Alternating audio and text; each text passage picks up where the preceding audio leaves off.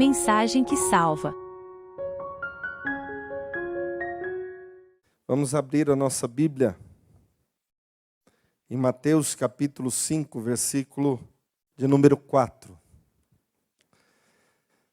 Mateus capítulo 5, versículo de número 4.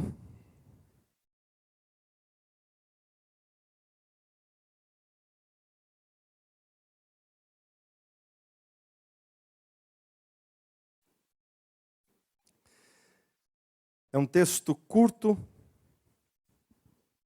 quanto à sua extensão. No entanto, está no bojo do Sermão do Monte, o qual contém um ensino extremamente profundo para a nossa vida. E espero que consigamos juntos entender e absorver o que esse texto nos diz também. Mateus capítulo 5, versículo 4. Versículo 5, desculpem. Porque eu quero que todos nós leiamos juntos o 3, o 4 e o 5.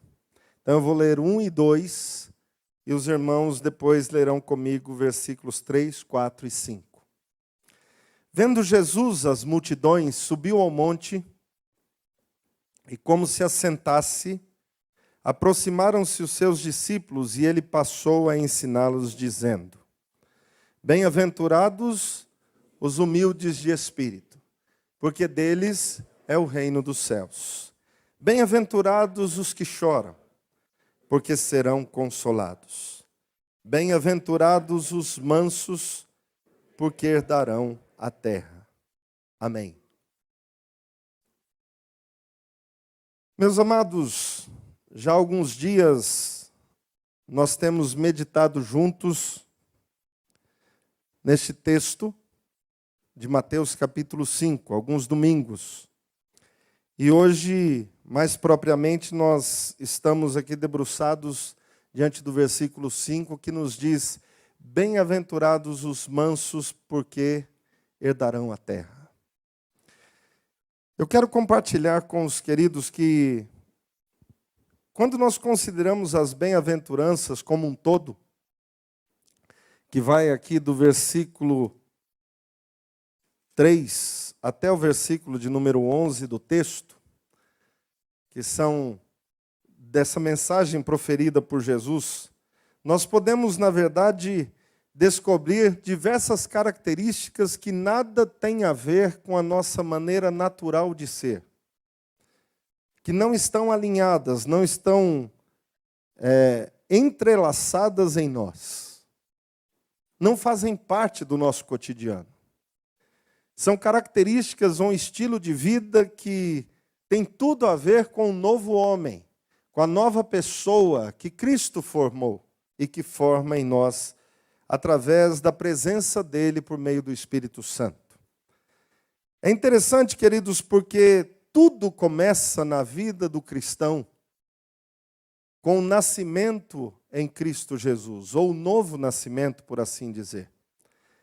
É impossível a um homem buscar viver as coisas celestiais, as coisas do céu, na sua própria força, no seu próprio entendimento e na sua própria condição, buscando viver Cristo, mas sem tê-lo.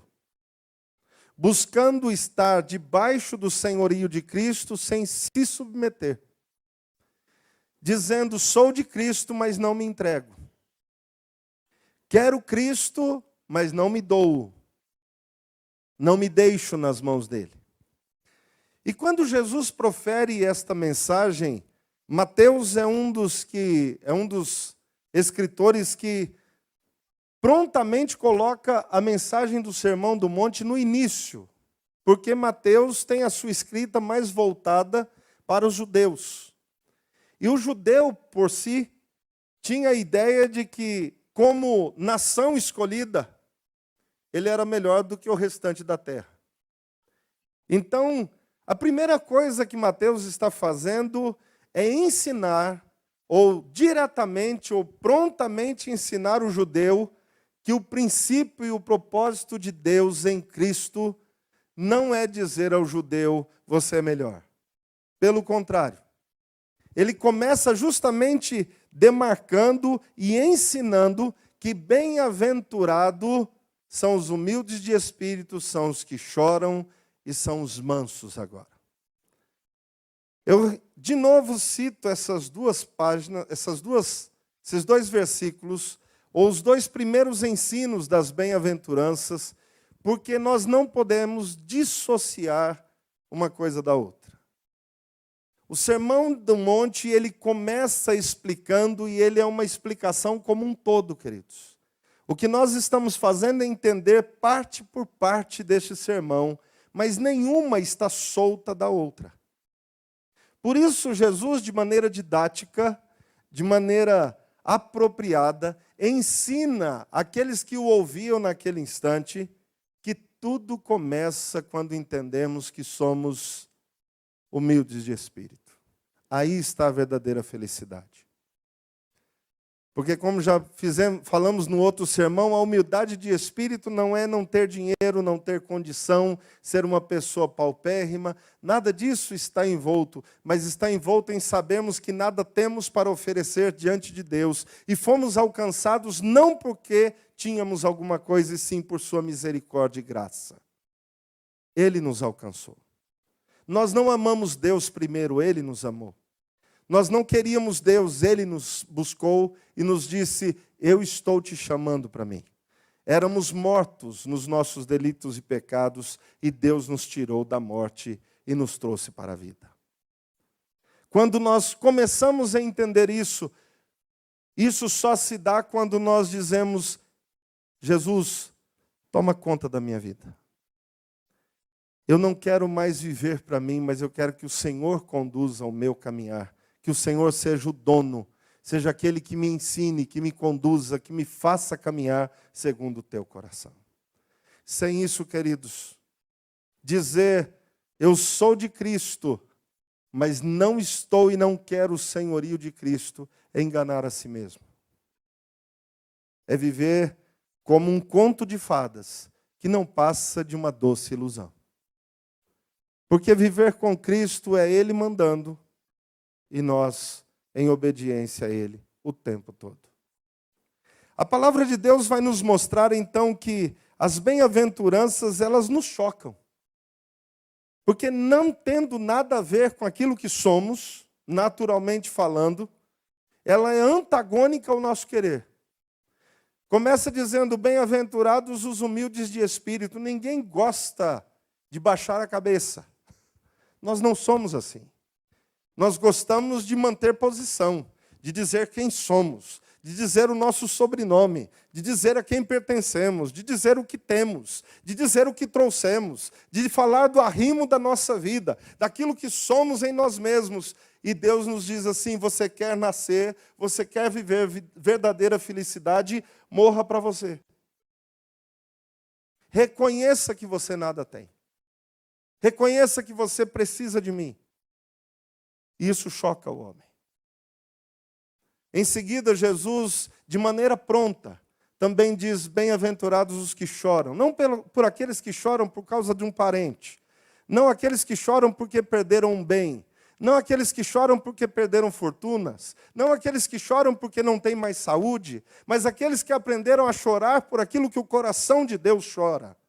A sentir o que o coração de Deus sente. A participar do reino naquilo que realmente move o coração de Deus. E é aqui que Deus, em Cristo, chega ao terceiro ensino das bem-aventuranças. Bem-aventurados os mansos. E quando se fala de mansidão, queridos, vamos ser sinceros, parece que está fora do nosso mundo. Porque o que nos ensina é que se você for manso, as pessoas te atropelam. Se você viver mansidão, você vai ser capacho dos outros. Se você viver mansidão, as pessoas não vão notar você. E a palavra de Deus, então, nos chama a viver mansamente nas mãos de Deus. E aqui eu preciso reiterar para você que mansidão não é frouxidão. Mansidão não é tibieza do coração, não é o ato da pessoa ser aquele que tanto faz para cima ou para baixo, eu sou tranquilo, deixa as coisas rodarem, ou como diria o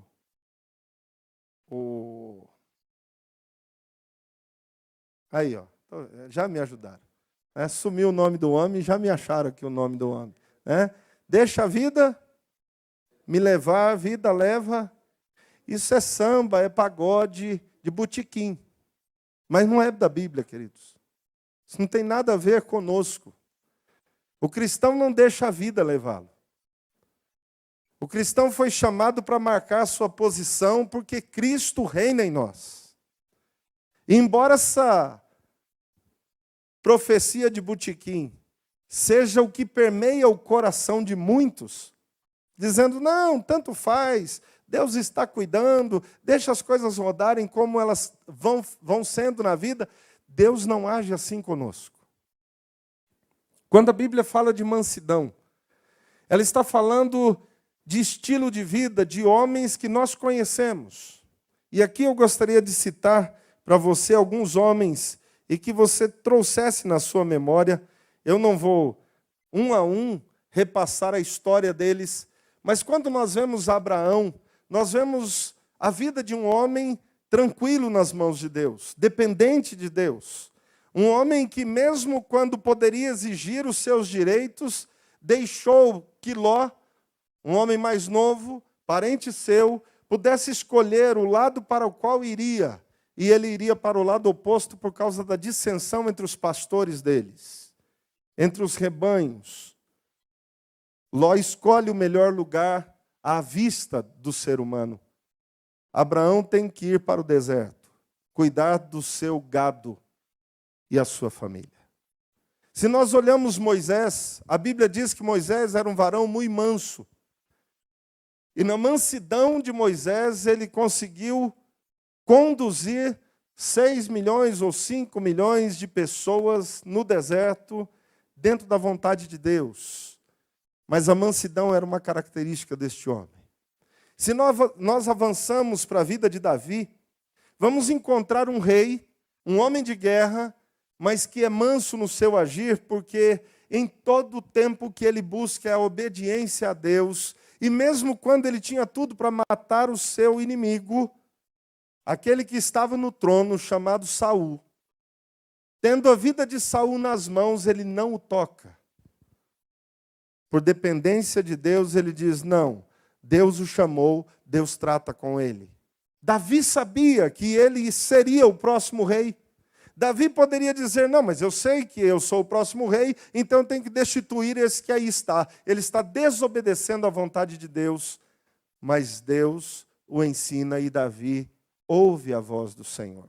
Se nós encontramos Jeremias, homem de Deus, que recebe da parte do Senhor uma palavra para ser dita a Israel, palavra que o povo odiaria ouvir, palavra de chamada de atenção, de busca, de mudança de direção, e que o povo não desejaria escutar. Jeremias se mantém firme pregando a mesma verdade, chora diante de Deus muitas vezes, porque sabia do rebelde coração do povo de Israel. Nós não encontramos o nosso Jesus sendo diferente, queridos. Jesus é homem que, estando no meio dessa nação, e junto de todos que ali estavam, diz assim, vinde a mim todos vós que estáis cansados e sobrecarregados, e eu vos aliviarei. Tomai sobre vós o meu jugo, porque o meu fardo, o meu jugo sobre vocês, ele é leve. Eu sou manso e humilde de coração, disse Jesus. O que Jesus queria ensinar e estava ensinando o tempo todo é que a mansidão é uma característica nata daquele que nasceu em Cristo. Preste atenção no que eu estou dizendo. Eu não estou dizendo que mansidão vem de berço. E nem a Bíblia disse isso. Mansidão vem do céu. Do berço vem parcimônia. Do berço vem muitas vezes bajulação. Do berço vem muitas vezes o tanto faz. Do céu vem mansidão, querido. Se eu e você queremos viver felizes, sendo mansos de coração, é preciso nascer em Cristo. É preciso aprender o que está no coração de Deus. E isso só é possível se o Espírito Santo nos ensina dia a dia. Se escutamos a voz do Senhor todos os dias. Se buscamos esta voz todos os dias para nós. Eu creio que você lembra de Gálatas capítulo 5, versículo 22 e 23, porque lá diz que o fruto do Espírito é amor, alegria, paz, longanimidade, benignidade, bondade, fidelidade e mansidão. Mansidão não é coisa do homem. Mansidão é ato do céu sobre nós. Sermos mansos é uma característica de ser cristão.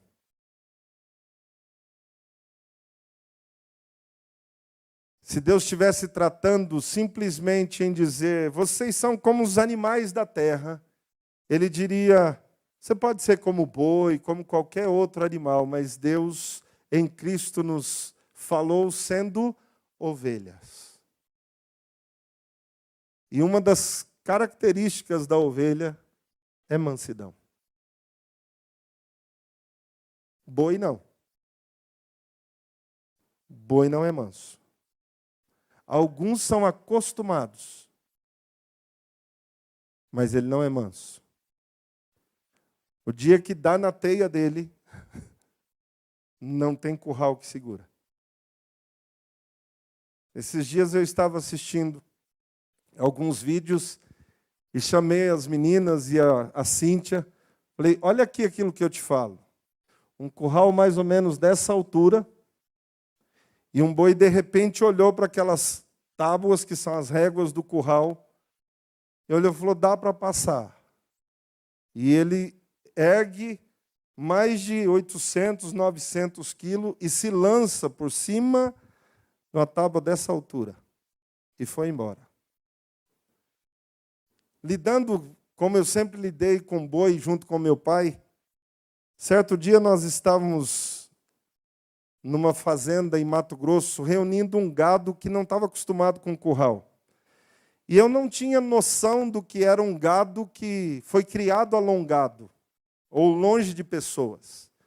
E meu pai trouxe, nós reunimos esse gado e nós fomos vacinar e apartar a boiada. E eu estava acostumado que quando a gente vai apartar, você entra no curral. E quando eu fui entrar, meu pai bateu no meu peito e disse, rapaz, você está louco?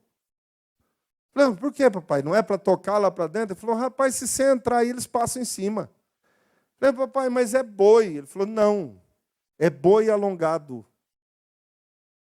E eu fiquei com aquela história de boi alongado. Falei assim, não vi diferença nenhuma. Tem 4 patas, chifre, é tudo igual. Até que um daqueles bois resolveram, deu na teia dele, que aquele curral não iria segurá-lo. E um curral de régua de 3 centímetros, parecia papel. Quando ele afastou e mirou uma daqueles vãos e partiu com toda a força sobre ele. Eu vi as tábuas virarem fiapos e virarem cascas. E eu disse assim, Senhor, que bicho é esse? E logo na minha mente veio a resposta do meu pai, boi alongado. Ou seja, não conhece aquilo que pode segurá-lo. E eu quero fazer um paralelo para você e para mim. Antes de sermos resgatados em Cristo, essa é a nossa atitude. Vivemos por nós mesmos, fazemos o que queremos, desejamos e realizamos aquilo que nós achamos ser o melhor. Aliás, o que todos dizem ser melhor, é aí que nós provamos que somos os bons e fazemos o que todo mundo pensa ser difícil fazer. Mas quando você aceita Cristo, já não é mais você quem vive, é Cristo que vive em você. E aí já não é do meu e do seu jeito, é do jeito de Deus. E para isso nós precisamos que o Espírito Santo nos ensine, nos puxe a orelha, nos coloque no rumo e nós obedeçamos a voz do Senhor em tudo aquilo que Ele vai nos dizendo. Não existe em Cristo, eu sou muito nervoso, não dá para segurar. Existe em Cristo mansidão para ser vivida. Não existe em Cristo eu revido.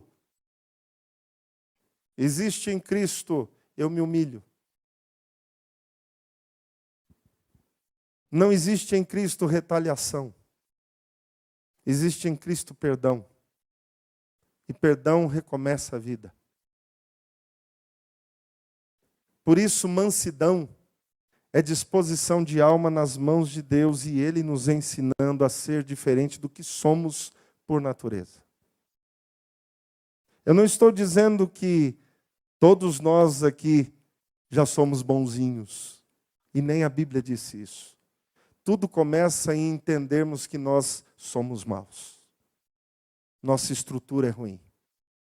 Mas Cristo nos fez nova criatura. E essa nova pessoa que vive em nós, e este novo homem que agora nós temos, ele vive a vontade de Deus. E é nele que nós crescemos.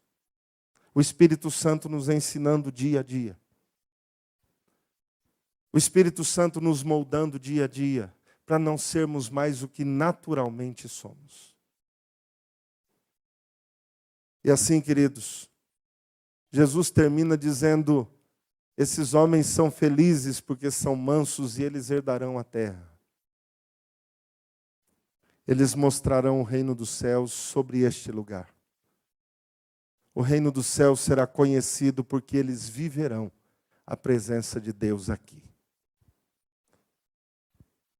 Eu quero terminar este sermão não dizendo a você, tente viver Deus, mas dizendo a você, se solta nas mãos de Deus, querido. Deus não disse, estou esperando que você seja. Ele disse, se deixe nas minhas mãos e eu faço em você. É Deus fazendo em nós. Nós não vamos ser o poço de paciência. Nós vamos ser dominados na vontade de Deus e ensinados até ficarmos prontos segundo o coração dele. Quem se lembra de Paulo? Paulo era um homem tranquilo.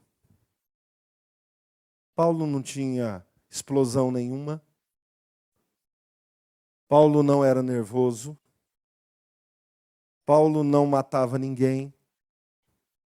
Paulo não perseguia ninguém. É verdade? Não, mentira pura, pastor. Paulo era terrível. Aí este Paulo que se converte, Deus o transforma dizendo, agora você vai ser um novo homem. E as pessoas perseguindo Paulo, Paulo não revidava. As pessoas fazendo de tudo contra Paulo e Paulo não revidando. E quando alguém dizia assim, Paulo, tem muitos pregando para ver se aumentam as suas cadeias, ele dizia, deixa pregar. Convém que o evangelho seja espalhado. As pessoas conheçam, não importa se eles estão fazendo isso para ver se pioram a situação para o meu lado. Deixa pregar. Porque o importante é o evangelho, não sou eu. E aqui eu termino, queridos. O princípio da mansidão, para sabermos se nos tornamos mansos ou não, é quando eu não estou no centro da cena. Quando eu paro de ter pena e dó de mim mesmo. Quando eu já não estou olhando se eu estou sofrendo ou não. Quando eu não estou olhando se todos paparicam ou não. Quando eu olho se o outro está sendo abençoado e servido. Esse é o início da mansidão. Eu gostaria de terminar esse sermão lendo com você de novo Filipenses capítulo 2, versículo 5. E gostaria que você olhasse o que diz o texto a respeito da vida de Jesus. Você pode, por favor, projetar para a gente Filipenses capítulo 2, versículos 5 a 11. Vamos ler juntos? Tende em vós o mesmo sentimento que houve também em Cristo Jesus. Pois ele, subsistindo em forma de Deus, não julgou como usurpação o ser igual a Deus. Antes, a si mesmo se esvaziou, assumindo a forma de servo, tornando-se em semelhança de homens, e reconhecido em figura humana, a si mesmo se humilhou, tornando-se obediente até a morte e morte de cruz. Pelo que também Deus o exaltou sobremaneira e lhe deu o nome que está acima de todo nome, para que ao nome de Jesus se dobre todo o joelho nos céus, na terra e debaixo da terra, e toda língua confesse que Jesus Cristo é o Senhor, para a glória de Deus Pai. Mansidão foi o ato de Jesus não julgar como usurpação o ser igual a Deus, mas se esvaziar, se humilhar, assumir a forma de servo, não para dizer sou o melhor, mas para nos alcançar, para sermos do Pai junto com Ele. Não somos nós que estamos no topo da lista. É Cristo quem domina sobre nós, queridos. Nós somos os servos, uns dos outros. E a igreja de Cristo. Então, quando você olha para esse irmão querido, dá uma olhada aí para ele, pode ver. Às vezes seu esposo, sua esposa. Você já pensou que você é servo dela? Aí ela diz, aleluia, pastor, continua. Mas você é serva dele também. Nós somos servos uns dos outros. Já pensou nisso? Não tem maior nem menor. Tem servos. Uns dos outros. Quando nós olhamos para o corpo de Cristo, não somos maiores. Somos servos. Servos do Deus Altíssimo para que a vontade dele seja feita e o mundo reconheça que ele está em nós. O nosso louvor, a nossa adoração é para ele. Nele, para ele e por ele são todas as coisas. Nos diz Romanos capítulo 11, versículo 36. Nós não somos para nós mesmos, queridos. Nós estamos aqui para que a glória de Deus apareça, seja vista, seja conhecida sobre nós, igreja. Por isso a nossa função, o nosso chamado é viver a missão de ser igreja. Sermos igreja. Não é estarmos no templo, é sermos igreja. É vivermos esta liberdade que Cristo alcançou para nós e nos outorgou para vivermos pelo poder do Espírito Santo sobre esta terra. Pastor, eu quero mais da vontade de Deus. Então busque do Senhor, que a vontade do Senhor e a vida do Espírito Santo seja vivida e clara sobre você. Porque é nele que nós somos tornados mais que vencedores.